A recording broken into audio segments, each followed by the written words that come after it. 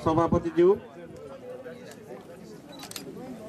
केन्द्रीय समितिका साथीहरू अनि यहाँ मञ्चमा पाल्नुभएका प्रभुत्व व्यक्तित्वहरू, धर्मगुरुहरू,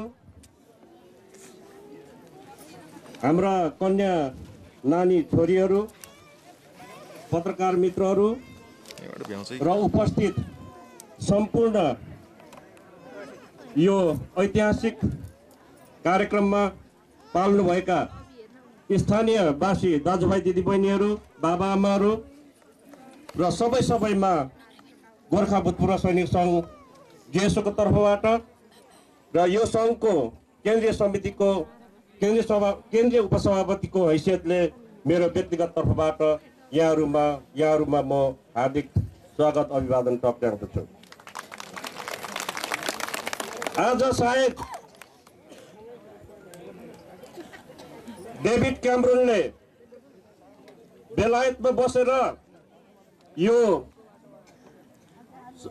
शिलान्यास कार्यक्रमको प्रत्यक्ष प्रसारण भइरहेको यो अवस्थामा हामीलाई लाग्छ एउटा अनुवादक राखेर टेलिभिजन हेरिरहेको हुनुपर्दछ।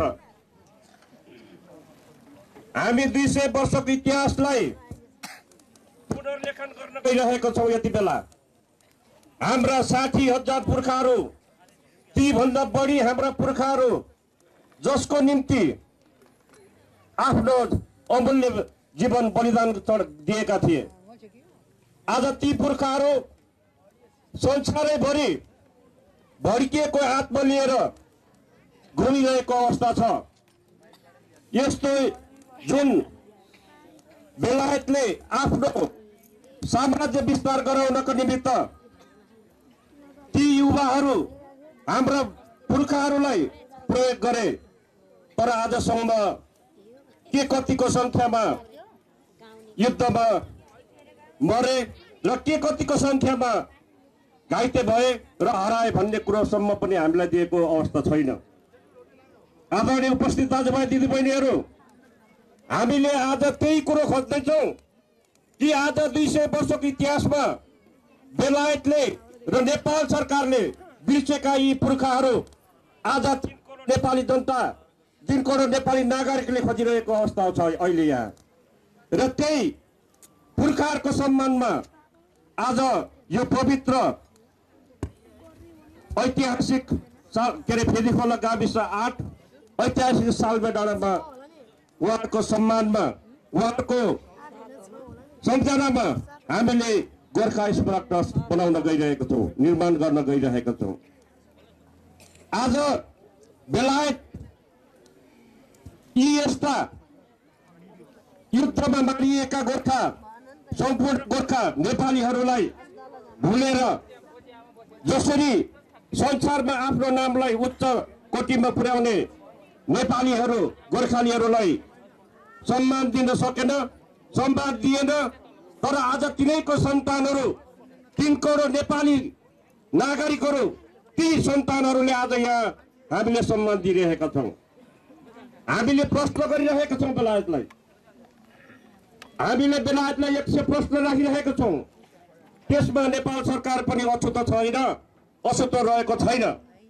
त्यसो भएको हुनाले आज 60,000 हाम्रा पुर्खाहरू के का निम्ति मरेका थिए र त्यो मरे बापत मेरो मुलुकले, मेरो देशले के पायो र सम्बन्धित परिवारले के पाए, यी कुराहरू हामीले आज बेलायतलाई प्रश्न गरिरहेका छौँ।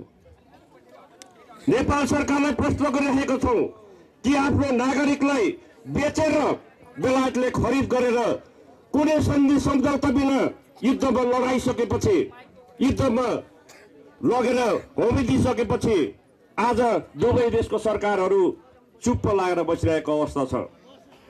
बेलायतलाई यो सजिलो छैन कि आज बेलायत हार्नसम्म हारिसकेको छ, तर फेरि पनि हामीले हराउँदैछौँ। आदरणीय उपस्थित दाजुभाइ दिदीबहिनीहरू, त्यसो भएको हुनाले आज उहाँ 60,000 हाम्रा पुर्खाको सम्झनामा जसरी आज हामीले ऐतिहासिक रूपमा शिलान्यास कार्यक्रम सम्पन्न गर्न गइरहेका छौँ, यो चाँडै हामीले यसको निर्माण कार्य सुरु गर्दैछौँ। यहाँहरू जसरी आज यहाँ उपस्थित भएर यो निर्माण अथवा यो ऐतिहासिक कार्यको लागि जसरी सहभागिता जनाइराख्नु भएको छ, सारा आफन्तहरू आफ्ना आफन्तहरूमा यहाँहरूले यही सन्देश लगेर आउने दिनमा, आउने बन्न गइरहेको यो सालमेडारामा, यो पवित्र धर्मस्थलमा यहाँहरू सबैको सहभागिता रहनेछ भन्ने हामीलाई लागेको छ। त्यति मात्र होइन, बेलायतले अब आउने दिनहरूमा 60,000 पुर्खाहरू के का निम्ति मारे र एउटा देशको नागरिकलाई खरिद गरेर युद्धमा होमाउनु ठिक छ कि छैन भन्नेको समेत पनि हामीलाई जवाब चाहिएको छ। यति बेला हामी त्यही प्रश्न बेलायतलाई राखिरहेका छौँ, हामीले त्यही प्रश्न नेपाललाई राखिरहेका छौँ। हामी चुनौती दिन चाहन्छौँ कि आज डेभिड क्यामरोनले यसका यो प्रश्नको जवाब दिन सक्नु पर्दछ। र हामी अहिले बेलायतैभरि यी पीडक परिवारहरू गइसकेका अवस्था छ।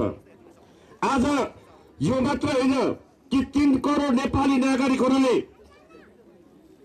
यो भूमिबाट यो ऐतिहासिक सालमेडाँडाबाट प्रश्न गरिरहेका छौँ कि हाम्रा बाबुहरू के का निम्ति मारिए र आज तिनीहरूको सम्मानमा जुन किसिमले गोर्खा भूतपूर्व सैनिक सङ्घको गोर्खा स्मारक ट्रस्टको आयोजनामा निकट भविष्यमै यहाँनिर एक किसिमको हामीले उहाँहरूको सम्झनामा मन्दिर बनाउँदैछौँ र यो मन्दिर विश्वको युनिक भिन्न किसिमको हुनेछ।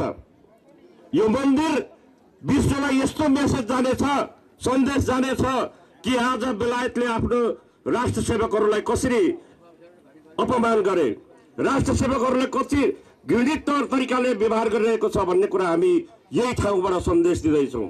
यही ठाउँबाट नेपाल सरकारलाई जगजगाउँदैछौँ, यही ठाउँबाट सारा विश्वलाई हामी जानकारी गराउँदैछौँ मित्रहरू। त्यसो भएको हुनाले आज यो ऐतिहासिक कार्यक्रममा पाल्नुभएका समस्त सम्पूर्ण दाजुभाइ दिदीबहिनीहरू,